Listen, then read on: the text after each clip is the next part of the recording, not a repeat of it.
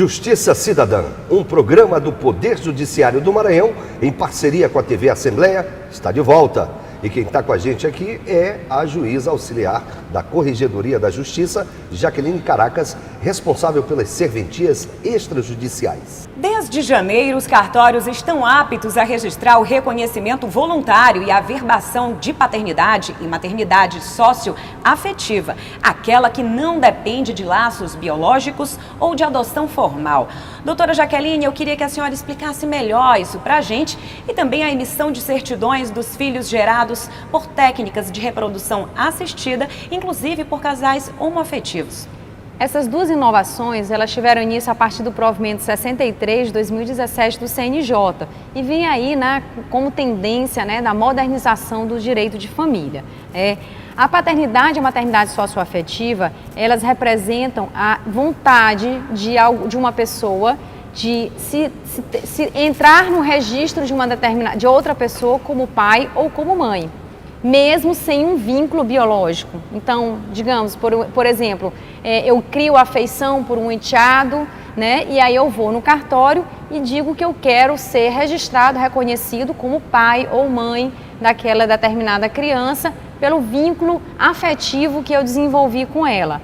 Isso pode ser também com parentes mais distantes, não pode ser nem entre irmãos e nem ascendência. Por exemplo, avós não podem registrar paternidade ou maternidade socioafetiva com netos, Isso é muito importante. E isso não exclui a paternidade ou a maternidade biológica. Então, eles são concomitantes. Essa é a grande novidade. Nesse caso, tem os mesmos direitos dos filhos biológicos? Sim.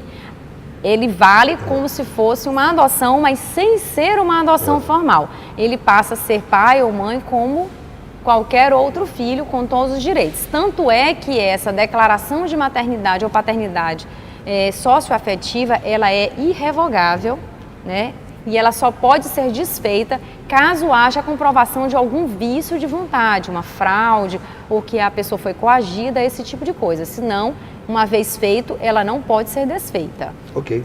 Agora a gente vai falar de um índice fantástico. Olha só, a quantidade de processos analisados pela Contadoria Judicial do Fórum de São Luís cresceu 88% no primeiro quadrimestre de 2018.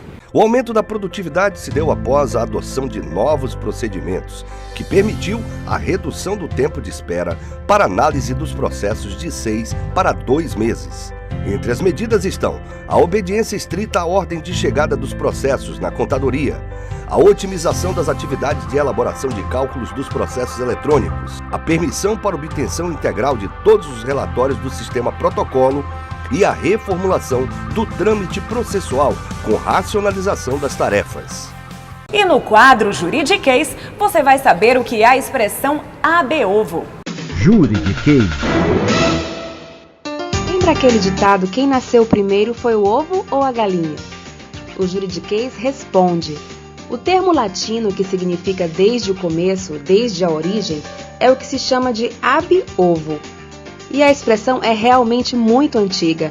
O termo ab-ovo ficou famoso quando o poeta romano Horácio, há mais de 2000 anos, em sua obra Arte Poética, contou que a destruição de Troia não começou ab-ovo.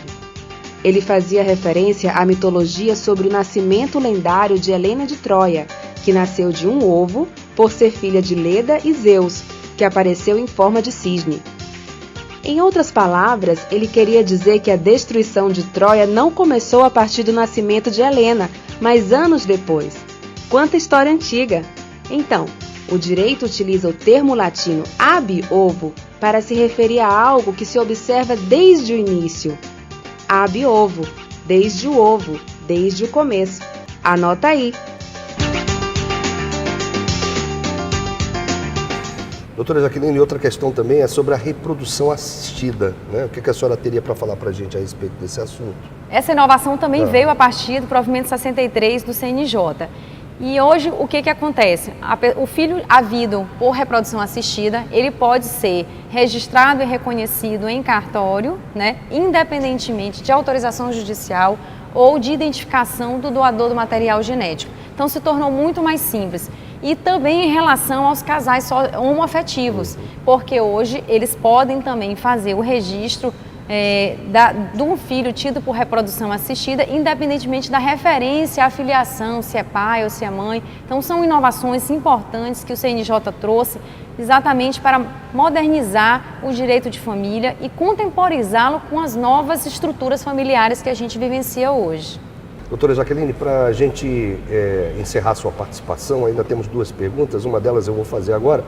A gente quer saber como o cidadão deve proceder caso deseje denunciar ou fazer reclamações, por exemplo, dos serviços cartorários. Tem algum canal de comunicação para isso? Então, nós temos vários canais que a pessoa pode usar para reclamações contra os serviços cartorários, assim como como ocorre nos serviços judiciais. Um deles é a ouvidoria na Justiça, que ela também recebe reclamações em relação aos serviços cartorários. O próprio telejudiciário também recebe e a corregedoria também recebe. E diretamente no juiz da comarca onde o cartório se encontra instalado.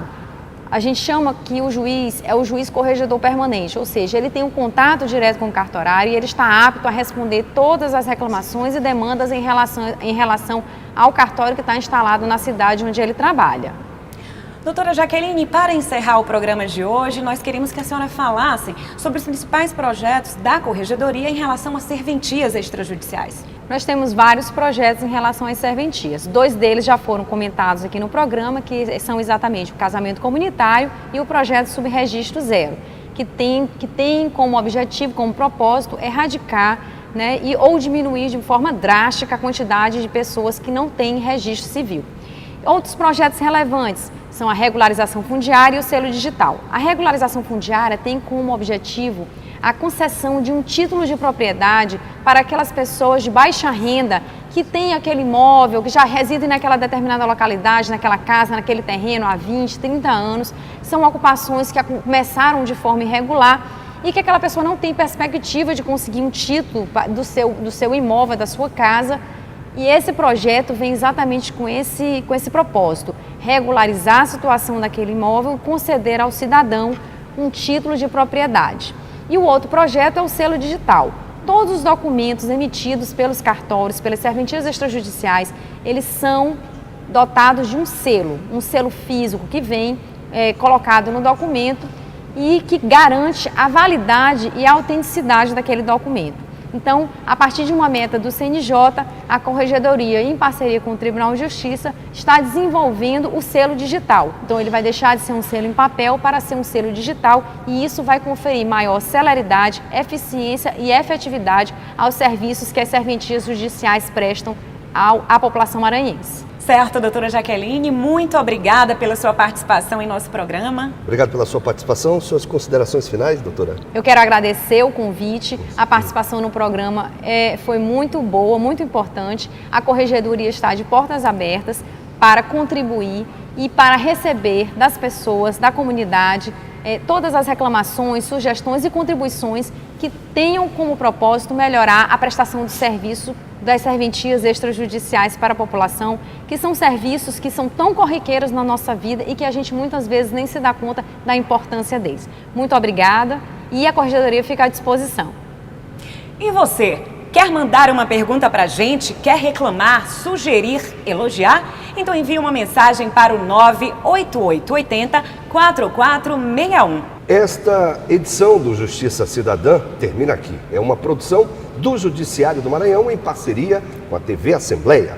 Você já sabe, sábado ao meio-dia, com reapresentação às segundas e quartas às 9 da noite. Até a próxima edição. Até lá!